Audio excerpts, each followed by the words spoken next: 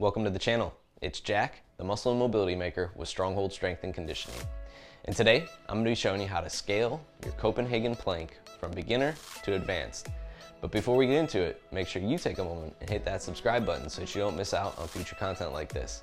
Every Saturday, I'm putting out videos showing you how to resolve aches and pains, prevent injuries, and overall optimize your performance inside the gym and outside of it in your daily life and routine. And it doesn't get better than that. So take advantage of it. Ready? Let's go ahead and dive into this one.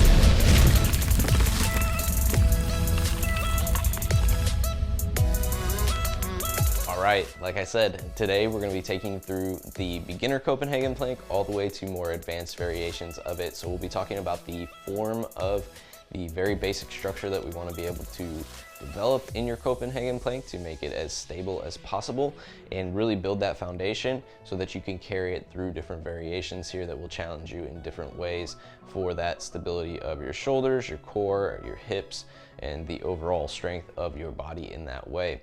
Now, the Copenhagen plank itself is an awesome exercise because it's going to incorporate strength for that lateral line of your body, as well as your adductors, which don't get a lot of direct training. And as I mentioned, it really requires a lot of shoulder stability, core stability, and overall hip stability combined to maintain a good position here. But, you know, elevating yourself with your legs up on a bench might not be the easiest thing for everybody. So I'm going to show you a very basic place to begin to start to build this planking variation and then start to progress yourself from there essentially today. So we're going to look at something very basic, very simple that a lot of people will be able to do, okay? And then we're going to take that and build on it and really put it into structure overall. Now, with the Copenhagen plank, the way that I like to personally program it is in the form of, since it does work that lateral line overall, in the form of a carry or a hold in that way. So generally when I program, I'm gonna focus on squat, hinge, lunge, push, pull, carry. So I put it as a carry variation, and that is how I'll actually incorporate it into my training throughout the week on the days when I'm supposed to be doing types of carries. So that's how you can use it as well to make sure that it fits into your training program. Also, a good core option as far as carries go, or even a core activation exercise for the days when you are doing carries. And that's a great place to put it to really prime yourself even for those carries, but also get a little bit of that adductor influence going on there. So if you really want to just train your adductors a little bit more, there's a great option there that incorporates a lot of core activation and stability overall in it. But without further ado, let's go ahead and get into the variations here and start talking about how to build a solid structure in your Copenhagen so that you can progress it further down the line. All right, one of the first strengths we want to build is along that lateral line in the obliques and glute med.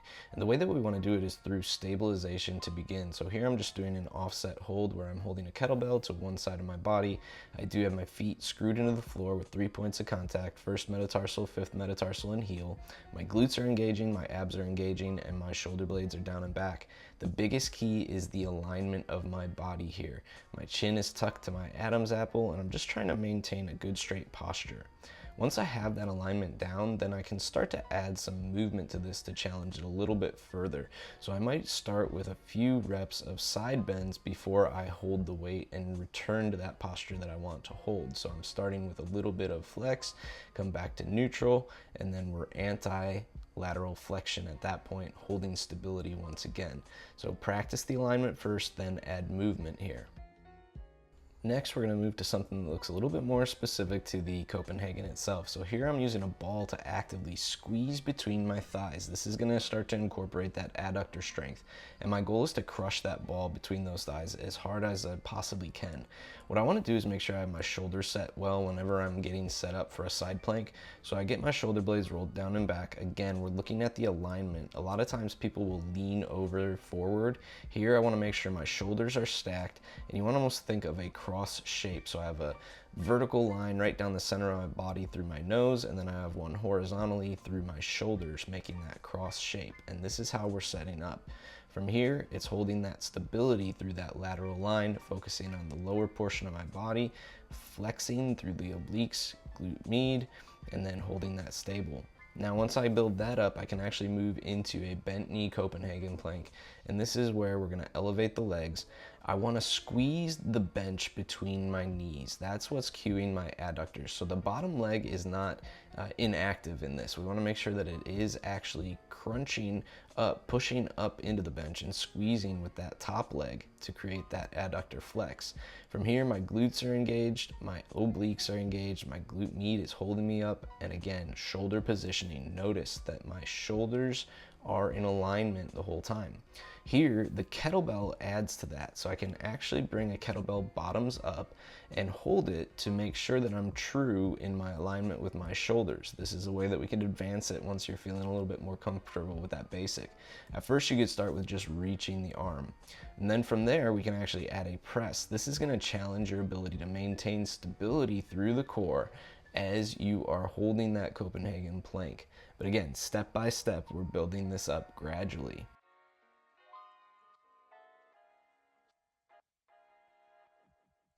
The last variation that I like to use here from the bent knee position is actually a banded rotation. So I'm going to anchor a band behind me so that it's looped through as I'm reaching under my body. I'm going to set everything up the same. Top leg up first, bottom leg squeezes the bench with the top leg, and I'm getting my shoulders set so that I have a nice stacked position. My shoulder blades are compacting on my upper thoracic spine there, so I actually want to hug my thoracic spine, and this is a great way to train that, but it's also adding another plane of movement that we're not normally getting from the Copenhagen by adding rotation. Usually we're focused on both the sagittal and frontal plane in the Copenhagen, but by adding rotation we hit all three, so we're actually really maximizing this movement potential here.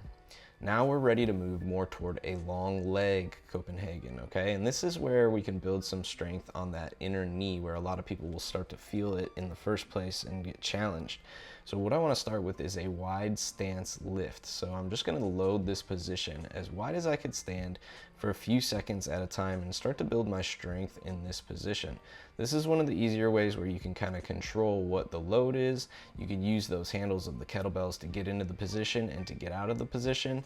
And again, it's a great way to build strength for that longer lever that you're about to use as you place it up on the bench here.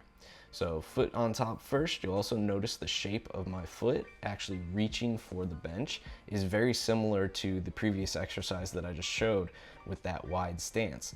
Here again, I want my feet to almost be squeezing the bench as if my thighs were, okay? So it's similar to the bent knee, but a little bit longer where I have to actually squeeze the inner thigh and feet together. Everything else is staying the same. I still want that cross shape where I'm driving from the glutes to extend the hip, but also using my glute med to keep the hip up, as well as my obliques. And lastly, we can add a little bit more by making it a single leg activity, removing that bottom squeeze and focusing solely on the top leg. The shoulder positioning again is always going to be key for stability from the upper body. You'll notice that I have always my forearm either straight out to the front or even slightly positioned above to help my shoulder in external rotation for most stability from that bottom arm. And then the top arm is always reaching to help lock that in. All right, and there you have it, how to scale your Copenhagen plank from a very beginner basic version to more advanced options overall, and to overall improve your core stability and adductor strength in that process. If you like this video, make sure you let me know by clicking that big thumbs up down below, and take a moment to share this one with a friend if they're working on the Copenhagen plank. Maybe it'll help them along in the process, or if they just need to build a stronger core and strengthen up those adductors, then this again is a good option for them. If you're somebody who's been training but you're struggling with training aches and injuries that are hindering you from working out in the way that you really want to with the intensity that you want to, then what I want you to do right now is drop down below in the description to fill out a coaching application and schedule a mobility blueprint call. This is our opportunity to get on a Zoom call together and take you through a bit of an assessment to gather all the information that I would need, first of all, to tailor a program specifically to your needs to help you resolve that ache or pain that you're dealing with. We'll get to the root of that problem, tailor a program that's going to address it, and then overall coach you through that process in a 12-week period to make sure that you are pain-free at the end of that 12 weeks and working into performance at that point.